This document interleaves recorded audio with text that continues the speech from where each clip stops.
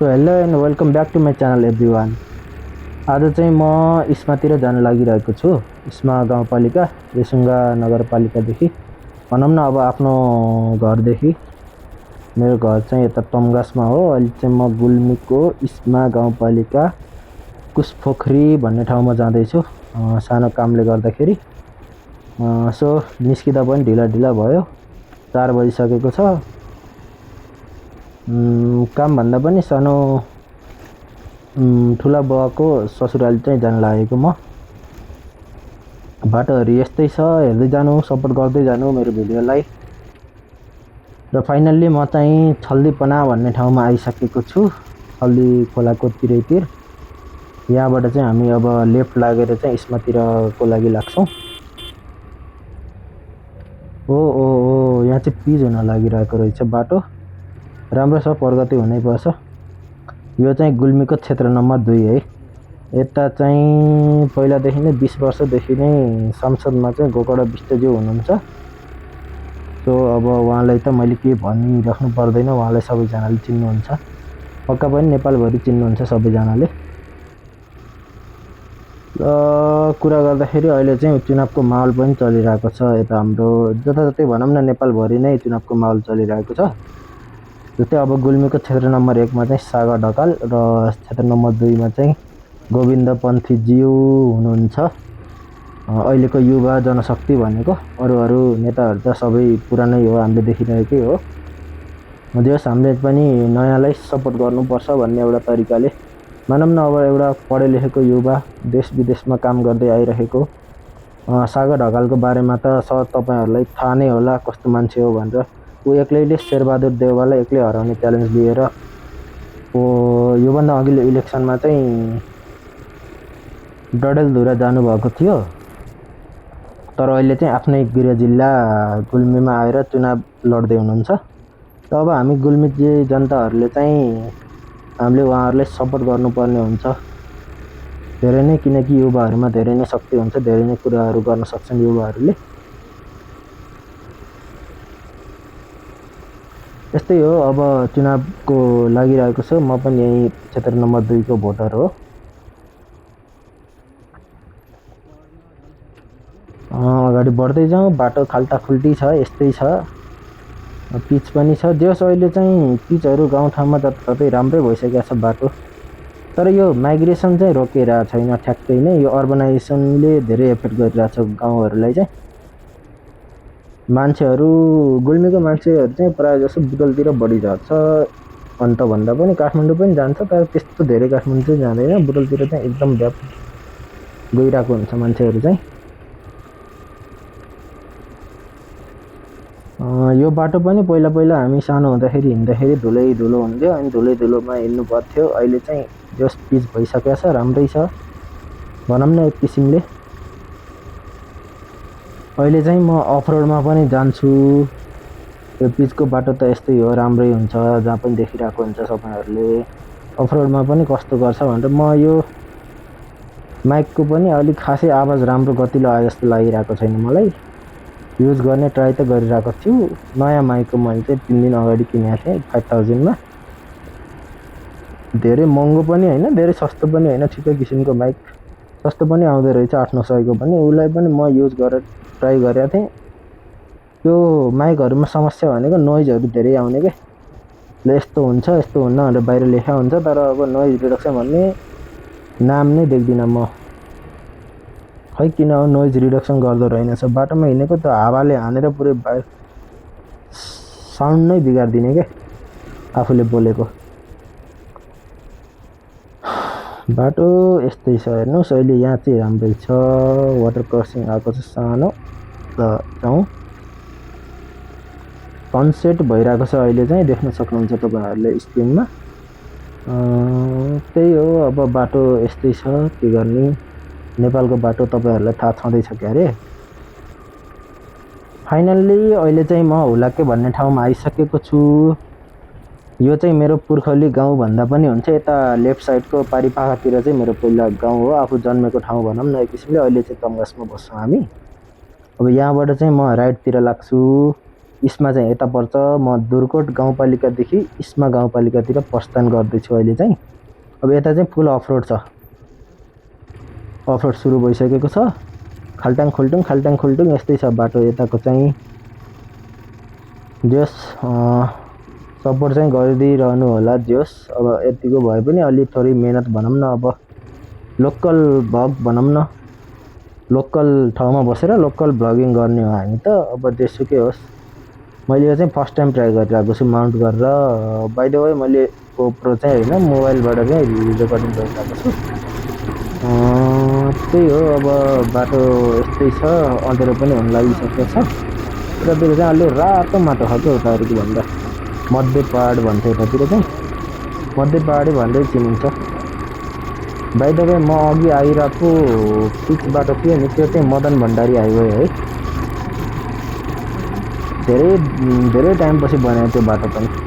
हामी 11-12 मा पढ्ने बेलातिर बनेको हो बल्ल। खासमा यो युट्युब च्यानल चाहिँ मैले अराउन्ड 2018 या फिर 2019 तिर बनाएको। त्यति बेला म अपलोड गर्थेँ। अहिले पनि मेरो च्यानलमा गएर हेर्दाखेरि 5-6 वर्ष अगाडिको भिडियोहरू देख्न सक्नुहुन्छ तपाईँहरू। त्यति बेला सर्ट भिडियोहरू बनाउनु त्यति ट्रेन्ड थिएन, होइन फिचर्स पनि थिएन नि त युट्युबमा।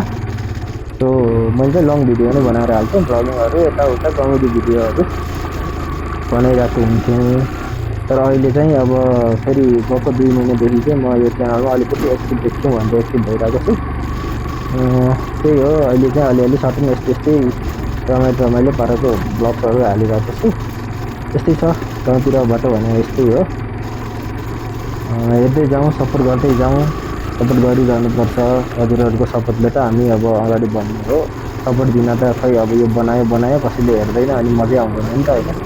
एक त भ्युज नै आउँदैन भिडियोमा, एक त पहिल्यै गाह्रो छ। हजुरहरूले चाहिँ कहाँदेखि हेर्दै हुनुहुन्छ मलाई यो भिडियो कृपया कमेन्ट गरिदिनु होला। यति म चाहिँ अब उपल्लो बाटो लाग्न चाहन्छु, किन भन्दाखेरि म इस्मा जाने हो।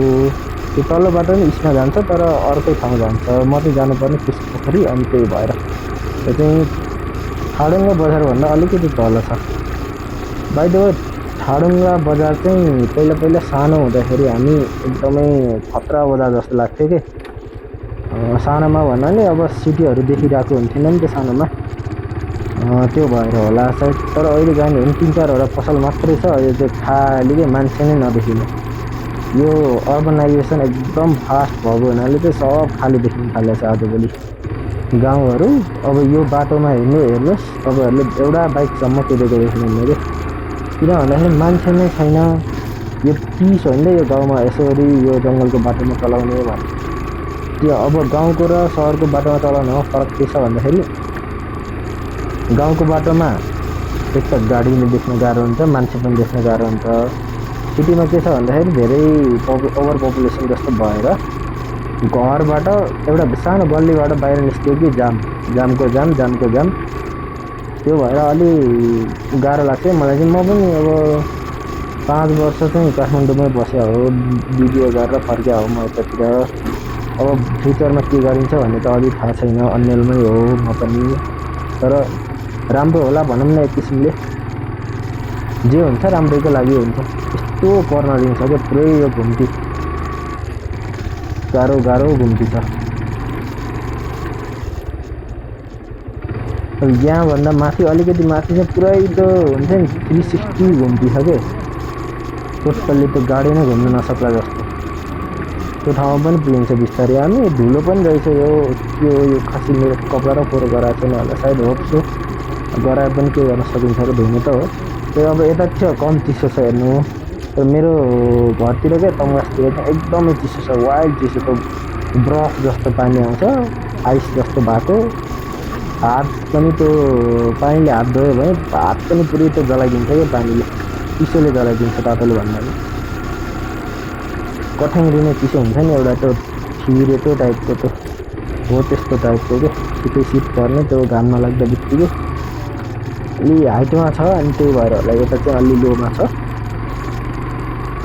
गाउँहरूमा अब घरमा हेर्ने हो भने तपाईँको बुढाबुढी बाहेक अरू कसैलाई भेट्नु सक्दैन। यो बार त अब 0% भनौँ न, नामै छैन क्या। गाह्रो छ हिँड्न पनि। के गर्ने यस्तै छ। अब गाउँमा बसेर अब युट्युब च्यानल गऱ्यो, अब ब्लगिङ स्टार्ट गऱ्यो, ठिकै छ, त्यो नै होला भनेर सुरु त गर्ने हो। अब हेर्दै जाउँ के हुन्छ, कतिको सपोर्ट मिल्छ। होप सपोर्ट पाउने छु, गर्दै जाउँ कस्तो हुन्छ। डिफ्रेन्ट भिडियोजहरू डिफ्रेन्ट टाइपको ट्राई गर्नु पर्ला जस्तो लागिरहेको छ। हेरौँ कस्तो हुन्छ, जे हुन्छ ठिकैको लागि हुन्छ। यही हो यो 360 घुम्ती चाहिँ पुरै त्यो खतरा घुम्ती छ क्या, गाडी नै पास नहोला। त ठुलो गाडी आयो भने पास नै हुँदैन। सानो गोरेटो बाटो अनि त्यसमाथि त्यो घुम्ती फुल अफरोड। यो बाटोमा धेरै नै बोलेरोहरू हिँड्छ बढी। यो महिन्द्रा कम्पनीको अरू गाडीहरू चाहिँ, ठुलो गाडीहरू चाहिँ बिल्कुलै देखिँदैन यो बाटोमा। खाल्टाङ खुल्टुङ छ क्या यो बाटो पुरै। हिँड्न अलिकति गाह्रो नै छ, तर मलाई चाहिँ बानी परिसक्यो। अब यतै बस्ने भइसक्यो भएर होला, ठिकै छ। अब यस्तै हो, अब अरू काम हुँदैन। यहीँ गऱ्यो, टाइम पास गऱ्यो, भ्लग गराउँछु भने यो भन्यो, कन्टेन्ट क्रिएसन भन्यो, त्यस्तै त हो नि। तर यो पनि गरेको राम्रो भन्ने जस्तो लाग्छ मलाई चाहिँ है। हजुरहरूको प्रतिक्रिया कस्तो हुन्छ, let me know in the comment section guys. अब धेरै भनिराख्नु त पर्दैन होला गाउँको बाटो तपाईँहरूलाई कस्तो हुन्छ भनेर। त्यस्तै त हो नि गाउँको बाटो, अब यहाँभन्दा राम्रो चाहिँ हुँदैन। ठिकै छ, जोस् को हो सोल्टीहरूले बोलाउँदैछ क्या हो, ठिकै छ बोलाउँछ। अब यो टाइम पनि यस्तो भइसक्यो, अब दारू खाएर हिँड्ने मान्छेहरू पनि भेटिन्छ बेला बेलामा। त्यही भएर त्यति बाल चाहिँ नदिउ पछाडि हेरेर। ठिक छ, आफ्नो डेस्टिनेसनतिर अगाडि बढ्दैछु म चाहिँ।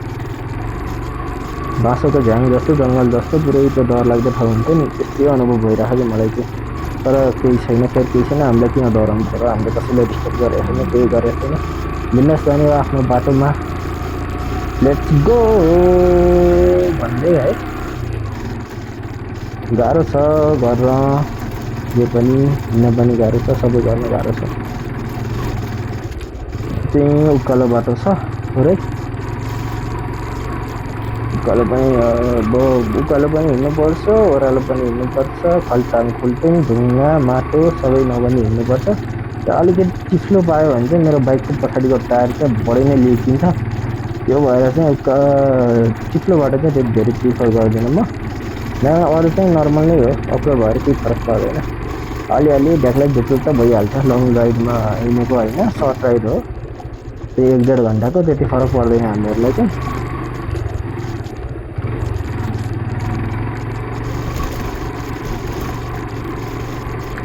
भएर हो हामी चाहिँ जाँदैछौँ सरररररर इस्माको पुष्पखोरी भन्ने गाउँमा टक्क लाएर।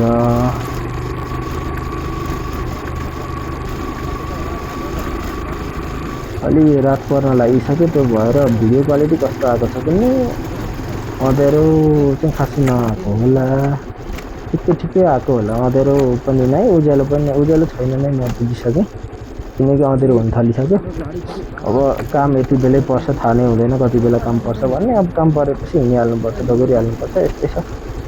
गाह्रो छ बाटो त, ढ्याक्लाक ढुक्लुक यस्तै छ। किन भन्दाखेरि यो बाटोमा धेरै गाडी नहिँड्ने भएको भएर चाहिँ यस्तो खालको बाटो। अलिक धेरै गाडी हिँड्ने भएको चाहिँ भएर चाहिँ बनाउँछु होला साइड बाटो। यहाँ चाहिँ एउटा बोलेरो छ, सायद यहीँ हिँड्छ क्या म आइरहेको बाटो चाहिँ। यहीँ एउटा गाडी मात्रै हिँड्छ क्या, त्यस्तै लाग्यो मलाई। अब एउटा गाडी मात्रै हिँड्ने बाटो, कहिलेकाहीँ अरू हिँड्यो भने कहिलेकाहीँ छुट्टै बोलेरोहरू आउने, पिकअपहरू आउने अथवा बाइकहरू आउने भने छुट्टै कुरा हो होइन। अब गाउँमा त्यति मान्छे नै देख्दिनँ म, खोइ कतै पनि केही बाटोमा सुनसान केही पनि छैन। अब यस्तै छ। अब गाउँको हालखबर हेर्नुहुन्छ भने गाउँमा गाह्रो छ, बस्न गाह्रो छ। गाउँमा मान्छे पनि बस्दैन, सबै सुविधा खोज्दै गइसक्यो सिटीतिर। यस्तै त हो, सुविधा चाहिन्छ सबैजनालाई, के गर्ने गाह्रो छ, यस्तै हो। यहाँ चाहिँ पसल छ पहिलादेखि नै, सानैबाट चाहिँ चिन्छु म पसल छ भन्ने चाहिँ। सायद यो गाउँमा म नआएको चाहिँ 2-3 वर्ष नै भयो क्या हो सायद है, त्यस्तै लाग्छ मलाई चाहिँ। पहिला पहिला चाहिँ आइन्थ्यो धेरै नै, अब अहिले चाहिँ हरायो आउन, किन भन्दाखेरि कहिले कहाँ भइरहेको हुन्छ नि त, अनि त्यही भएर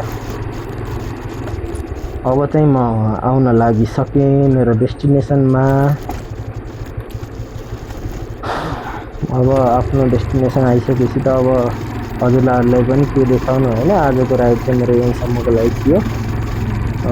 ओके, त्यही हो। सपोर्ट गर्नुभएकोमा धन्यवाद।